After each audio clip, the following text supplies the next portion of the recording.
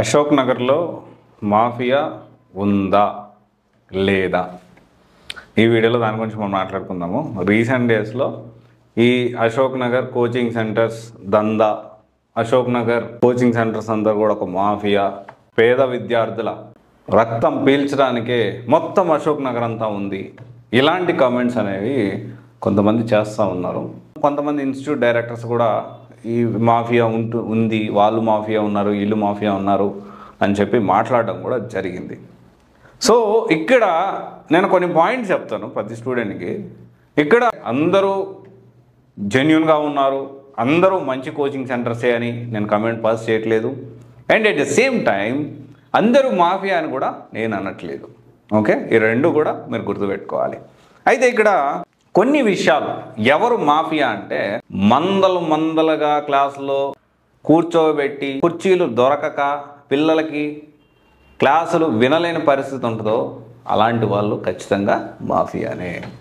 And తర్వాత faculties ఉండరు, ఒకరిద్దరు ఫ్యాకల్టీస్ మొత్తం క్లాసులు చెప్పాలనుకుంటారు. ఎస్, ఇలాంటి వాళ్ళు ఖచ్చితంగా మాఫియానే. అండ్ మోటివేషన్ మాత్రమే ఇస్తారు, కోచింగ్ ఇవ్వరు. ఓన్లీ మోటివేషన్ మాత్రమే ఉంటుంది. ఎక్కడ? యూట్యూబ్ ప్లాట్ఫామ్స్లో. అండ్ మోటివేషన్ కోసం కోచింగ్ జాయిన్ చేయించుకోవడానికి పేద మధ్య తరగతి విద్యార్థులు ఇన్ఫ్లుయెన్స్ చేసి, మోటివేషన్ చేసి ఒక ట్రాన్స్లోకి తీసుకెళ్ళి కోచింగ్ జాయిన్ చేయించుకోవాలని ప్రయత్నం చేసే వాళ్ళందరూ కూడా మాఫియానే.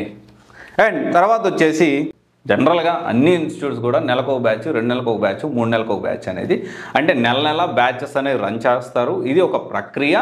ఆ నెలకు బ్యాచ్ రన్ అయినాక వాళ్ళు ఒక క్లాస్ ఫిల్ అయిన తర్వాత అందరినీ కూడా వాళ్ళ క్లాసులు చెప్పించి ఫాస్ట్ ఫార్వర్డ్గానో లేకపోతే సపోర్ట్గానో లేకపోతే ఎక్స్ట్రా బ్యాకప్ క్లాస్ ఇచ్చి అందరినీ ఒక క్లాస్లో మెర్జ్ చేయడం అనేది చాలా సహజమైన విషయం. దీన్ని మనం తప్పుపడడానికి లేదు. కానీ మొత్తం కలిపి ఒకటే బ్యాచ్ చేయడం అంటే, ఇలాంటి కోచింగ్ సెంటర్ అని ఉంటే అది మాఫియానే. అండ్ తర్వాత సిలబస్ ఆన్ టైంకి కంప్లీట్ చేయకుండా తూతూ మంత్రంగా మోటివేషన్లు ఇస్తూ ఇంటర్వ్యూలు ఇస్తూ కొన్ని ఇన్స్టిట్యూట్ డైరెక్టర్స్ కేవలం పబ్లిక్లో కనపడాలి, పబ్లిక్ని మోటివేట్ చేయాలి, కొత్త అడ్మిషన్లు మాత్రమే కావాలి, ఆల్రెడీ డబ్బులు కట్టిన వాళ్ళతో మాకు సంబంధం లేదు, ఇలాంటి వాళ్ళు మాఫియానే. అండ్ తర్వాత డబ్బులు కడితే ఇక అంతే. డబ్బులు కట్టాక మీరు చచ్చి గీ పెట్టుకున్నా కానీ 5 పైసలు ఇయ్యరు, అడిగితే మీ మీద యాక్షన్ తీసుకుంటారు, మామూలు యాక్షన్ కాదు. ఓకే, ఇలాంటి వాళ్ళు మాఫియానే. అండ్ తర్వాత వచ్చేసి టెస్ట్ సిరీస్లు జరగవు, పెడతామంటారు, ప్రామిస్ చేస్తారు, టెస్ట్ సిరీస్లు చేస్తామంటారు, కానీ టెస్ట్ సిరీస్లు జరగవు. ఆ టెస్ట్ సిరీస్ కండక్ట్ చేయడానికి టీం ఉండదు, ఆ ప్రాసెసే ఉండదు. ఇలాంటి వాళ్ళు ఖచ్చితంగా మాఫియానే. అండ్ తర్వాత సిలబస్ తెలుసుకోకుండా ఎవరైతే జాయిన్ అవుతున్నారో వాళ్ళకి వీళ్ళు చెప్పిందే వేదం అవుతుంది. సో అందుకని సిలబస్ ఖచ్చితంగా తెలుసుకొని మీరు జాయిన్ అవ్వాలి. అండ్ ఇంటర్వ్యూ గైడెన్స్ వచ్చిన వాళ్ళని డప్పులతో దండలేసి శాలువాలు కప్పి వాళ్ళు స్టూడెంట్స్ కాకపోయినా స్టూడెంట్స్ అనేలాగా అన్ని మెయిన్ స్ట్రీమ్ మీడియాలో ప్రొజెక్ట్ చేసుకునే వాళ్ళు మాఫియానే. ఇక్కడ స్టూడెంట్స్ అర్థం చేసుకోవాల్సిన విషయం ఏంటంటే, అందరూ సరిగ్గా పనిచేయట్లేదు, అందరు ఇన్స్టిట్యూట్స్ ఇలాగే ఉంటారని నేను చెప్పట్లేదు. కానీ ఆ అందరు ఇన్స్టిట్యూట్లో కొంతమంది ఇలా చేసే వాళ్ళు ఉంటారు, కొంతమంది జెన్యున్గా కష్టపడే వాళ్ళు ఉంటారు. మన పని ఏంటి అంటే, మంచి ఇన్స్టిట్యూట్ ఏంది 1కి 10 సార్లు తెలుసుకొని జాయిన్ అవ్వాల్సిన బాధ్యత మీ మీద ఉంది. ఎందుకంటే మీ తల్లిదండ్రులు తీసుకొచ్చే డబ్బులు.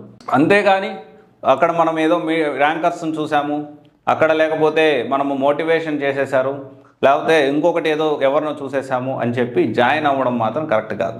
And there are people in Hyderabad, those who are working very hard for the students.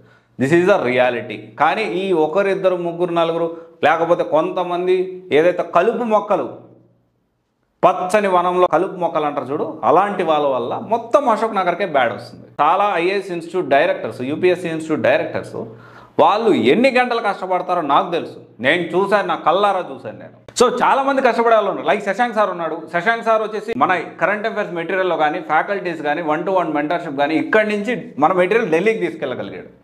ఇక్కడ బ్రాండింగ్ హైదరాబాద్ బేస్డ్ ఐఏఎస్ ఇన్స్టిట్యూట్ని ఢిల్లీ వరకు తీసుకెళ్ళగలిగాడు మన మెటీరియల్ని.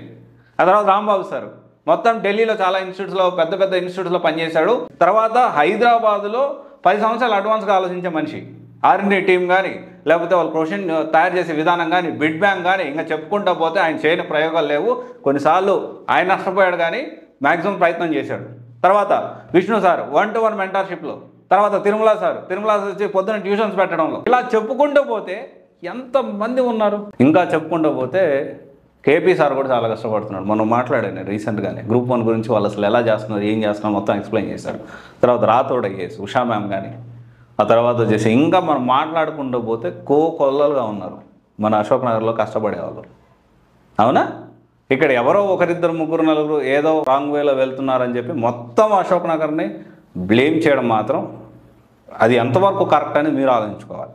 అశోక్ నగర్ని ఓకే అశోక్ నగర్ అందరూ మాఫీ అని అనుకుందాం. అప్పుడు ఢిల్లీలో ఏమన్నా సమాజ్ సేవ ఫ్రీగా ఏమన్నా చేస్తున్నారా?